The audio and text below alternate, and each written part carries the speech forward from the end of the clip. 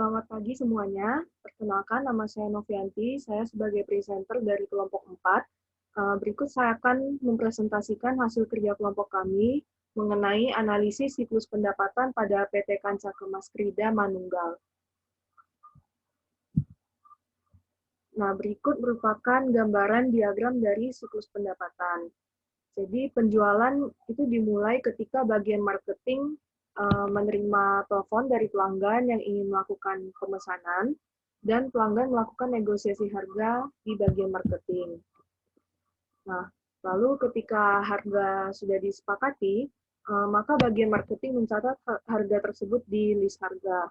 Kemudian pelanggan akan mengirimkan purchase order atau PO. Nah, isinya ini apa? Tentang barang-barang yang diinginkan oleh pelanggan. Nah, kemudian bagian marketing itu membuat kopi dari PO tersebut dan menyerahkannya ke bagian produksi. Nah, dari kopian PO tersebut, bagian produksi memproduksi barang yang sesuai dengan pesanan pelanggan. Nah, setelah barang selesai diproduksi, maka barang tersebut siap dikirim ke pelanggan sehingga bagian produksi membuat SJ atau surat jalan sebanyak 4 rangkap. Nah, SJ 4 rangkap ini diserahkan ke bagian pengiriman untuk dikirim ke pelanggan. Nah, bagian pengiriman kemudian mengantarkan barang yang dipesan oleh pelanggan disertai dengan surat jalan. Pelanggan akan mengecek kesesuaian antara barang dengan surat jalan, kemudian menandatangani surat tersebut. Nah, surat jalan rangkap 3 itu akan diarsip di bagian pengiriman sementara surat jalan rangkap 1 dan 2 dikembalikan ke bagian produksi. Selanjutnya, bagian produksi menyerahkan surat jalan rangkap 1 ke bagian keuangan dan akuntansi. Nah, berdasarkan surat jalan tersebut, bagian keuangan dan akuntansi ini membuat faktur penjualan sebanyak 2 rangkap, dan faktur pajak standar juga sebanyak 3 rangkap. Nah, lalu bagian keuangan dan akuntansi akan mengirimkan FP atau faktur penjualan rangkap 2 dan FPS atau faktur pajak standar rangkap 1 kepada pelanggan yang berisi tentang total harga penjualan barang. Nah, seandainya kalau terjadi retur bagaimana? Maka pelanggan akan mengirimkan barang yang diretur kepada bagian marketing disertai dengan bukti berupa surat jalan. Nah, bagian marketing memeriksa kesesuaian antara kondisi barang dengan surat jalan. Apabila memenuhi syarat untuk melakukan retur, maka bagian marketing membuat SRB atau surat retur barang sebanyak 3 rangkap. SRB rangkap 1 dan barang retur diberikan kepada bagian produksi, sedangkan yang rangkap 2 diberikan kepada bagian keuangan dan akuntansi. Nah, FP rangkap 1, SJ rangkap 1, dan SRB rangkap 2 jika ada retur itu diberikan kepada bagian penagihan.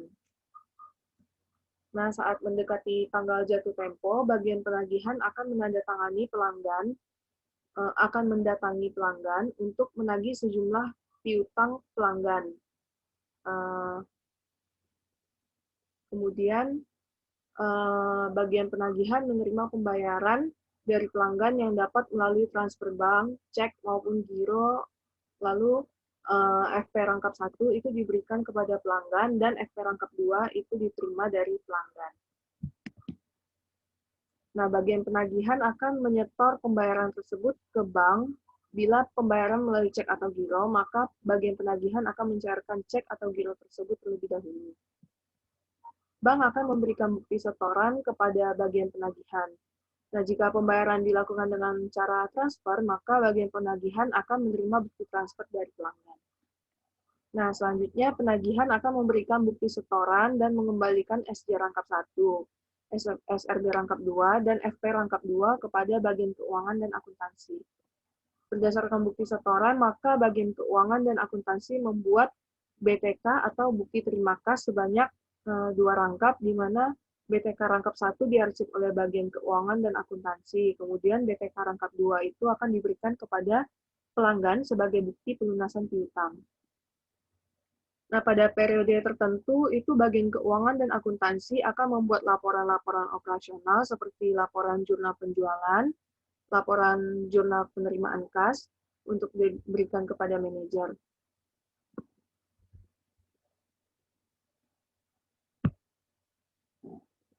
Selanjutnya, pengendalian internal.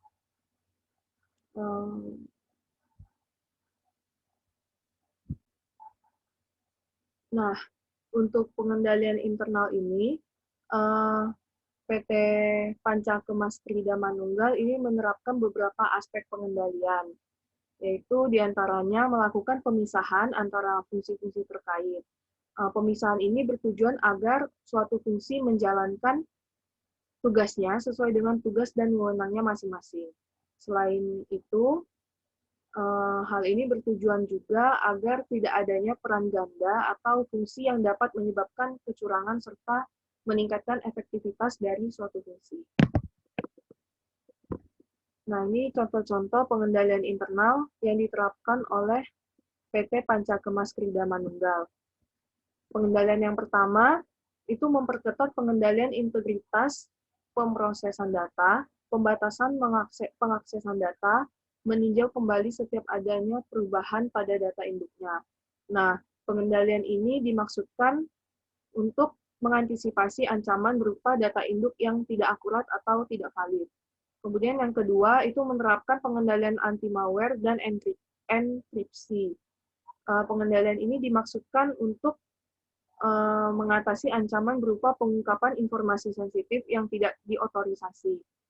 Kemudian memiliki backup cloud dan prosedur pemulihan data akibat bencana atau kejadian tak terduga lainnya seperti kebocoran data. Ini untuk mengantisipasi ancaman berupa kehilangan atau penghancuran data. Selanjutnya itu melaksanakan pengendalian edit entry data, namun dengan menerapkan pembatasan akses ke data induk.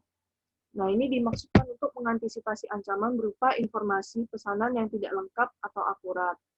Nah, jika informasi pesanan atau yang tidak valid di data induk, maka pengendalian internal yang diterapkan yaitu menyediakan kolom bagi pelanggan untuk melampirkan tanda tangan, baik elektronik maupun tertulis, sebagai persetujuan bahwa data pesanan yang diberikan benar atau valid.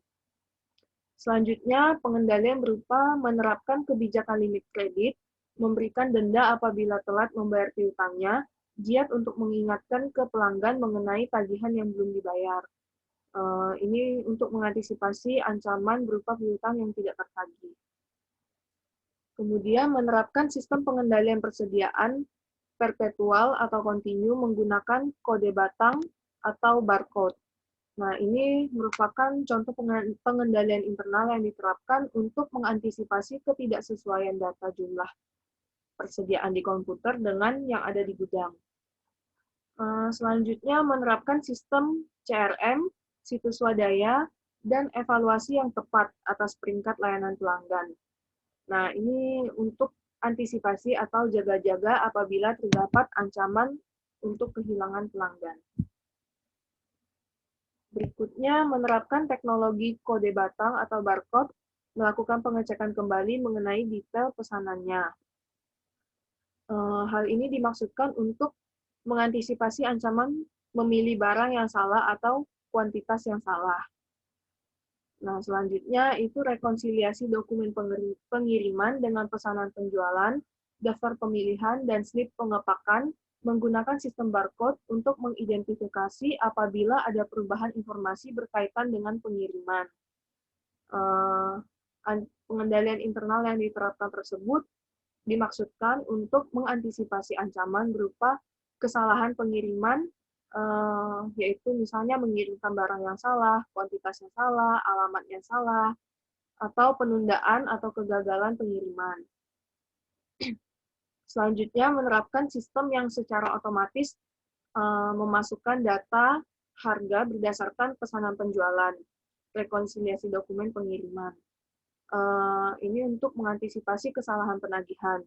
Nah, kemudian kesalahan posting piutang itu diantisipasi dengan cara melakukan pengendalian entry data, rekonsiliasi total batch, dan mengirimkan laporan bulanan ke pelanggan serta rekonsiliasi buku pembantu piutang. Selanjutnya, untuk mengantisipasi ancaman berupa pencurian kas, maka perusahaan melakukan pengendalian internal dengan cara memperkuat pengendalian internal agar karyawan tidak mudah tergiur untuk melakukan tindakan terlarang seperti penggelapan dana tersebut. Sekian presentasi dari saya, dan terima kasih.